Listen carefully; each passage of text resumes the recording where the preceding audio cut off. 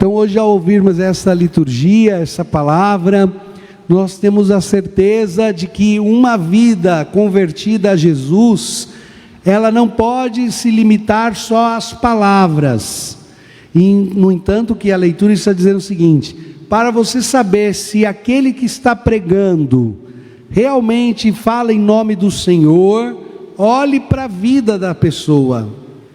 Se a vida dela estiver de acordo com os mandamentos, se a vida dela estiver de acordo com o Evangelho, então ela está falando em nome do Senhor. Mas se a vida dela difere do Evangelho que ela prega, se as palavras dela estão longe daquilo que ela vive, então desconfie. E eu estou falando isso porque muitas vezes nós somos atraídos por falsos deuses que fazem promessas de salvação. Olha, sabe o que vai salvar o teu casamento? Eu conheço um lugar, uma casa de show, eu conheço um lugar que vende não sei o que lá, um gelzinho, meu Deus do céu. Eu conheço, você precisa comprar umas coisas novas para apimentar o seu casamento, isso vai salvar o seu casamento. Mentira, gente. Se isso salvasse casamento, deixa eu ficar quieto, vai. O resto vocês imaginam. Sabe o que vai salvar o teu filho? Se ele fizer esse curso aqui, se ele caminhar com essas pessoas, se o seu filho for para esse lugar, sabe o que vai salvar a sua vida? Sabe o que vai mudar a sua história? Se você for lá comigo não sei aonde, se você fizer isso ou aquilo. Gente, o mundo tem um monte de propostas, um monte de doutores, um monte de pessoas que estão cheias de novidades, que vão te trazer paz, que vão fazer você dar certo. Mas quando você olha para as mesmas pessoas que estão propondo tudo isso, o coração delas está encerrado na morte.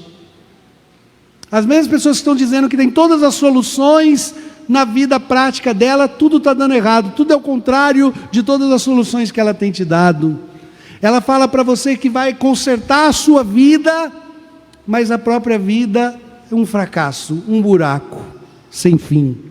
Eu falo para vocês que algumas vezes eu acho engraçado que alguém vem falar para mim: padre, sabe o que o senhor tem que fazer na paróquia? O senhor tem que fazer isso, tem que fazer aquilo. Fala um monte de coisa para mim que eu tenho que fazer, sabe? Aí eu passo na frente da casa da pessoa, o mato está tomando conta da calçada dela. Aí eu falo: meu Deus, ela sabe salvar a paróquia e não consegue carpir o mato da casa. Algumas vezes a gente é assim, gente. Eu sempre digo aqui: quem tem muito palpite, tem pouca ação. Quem tem palpite para tudo, age muito pouco, ou não faz quase nada. E Jesus está dizendo que os falsos profetas são aqueles que querem te dar uma salvação que não passa por Jesus. São aqueles que querem conduzir você a acreditar que o que a sua casa precisa, o que a sua juventude precisa, é que você passeie mais, curta mais, pense mais em você, que você faça isso ou aquilo que o mundo oferece, e que isso lhe dará a salvação. Isso não é verdade, meus irmãos. Nós não podemos encontrar salvação nesse mundo, só encontramos salvação no Senhor Jesus. Todos os falsos profetas, todo o anticristo se apresentará para você com um remédio, se apresentará para você com uma maneira de salvar a sua vida, a sua história, mas que é uma furada, porque quando você olha para a própria pessoa, você vê que a vida dela não está bem, não está salva.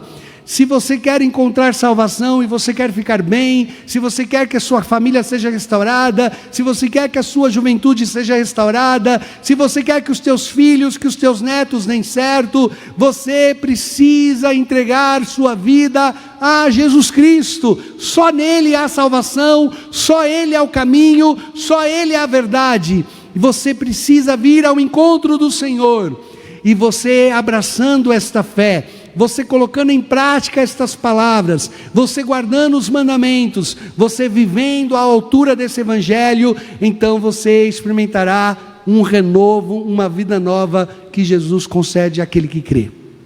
Você está entendendo isso? Aplaude essa palavra então.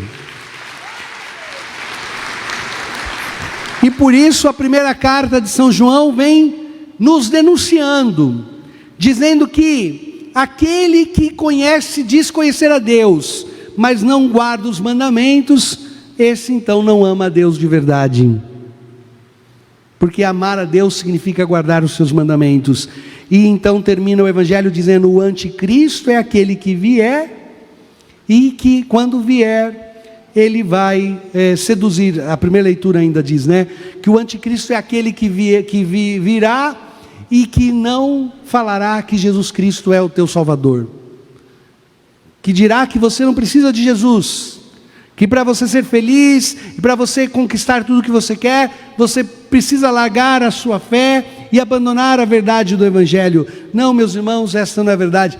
Depois no Evangelho nós vamos ver no relato de como Jesus curava, como Jesus libertava, como Jesus anunciava uma luz que é a palavra de Deus Pai, e que isso vinha para libertar, curar os enfermos, dos doentes, curar e libertar os paralíticos, endemoniados. Jesus realizava grandes prodígios. Jesus Cristo é o Senhor, Jesus Cristo é o Salvador, Jesus Cristo é a solução que nós mais precisamos. Então, se você quer fazer uma coisa muito boa pela sua casa, pela sua família, faz esse compromisso nessa semana. Quer fazer uma grande ação de conversão para os seus filhos? Faz esse compromisso. Vou fazer esse cerco, vou oferecer esse cerco pelo meu casamento, vou oferecer esse cerco pelos meus filhos, vou oferecer esse cerco pela libertação da minha casa. Confia nesta palavra, confia nesse ensinamento da Sagrada Escritura, confia na sabedoria da Sagrada Escritura. Se há uma solução para o teu problema, essa solução só pode ser encontrada nesse altar. Mas você precisa perseverar com fidelidade e ter a coragem de deixar que esse Evangelho transforme o seu coração e sua maneira de viver, para que Jesus Cristo realmente seja o Senhor da tua casa e da tua vida. Louvado seja nosso Senhor Jesus Cristo.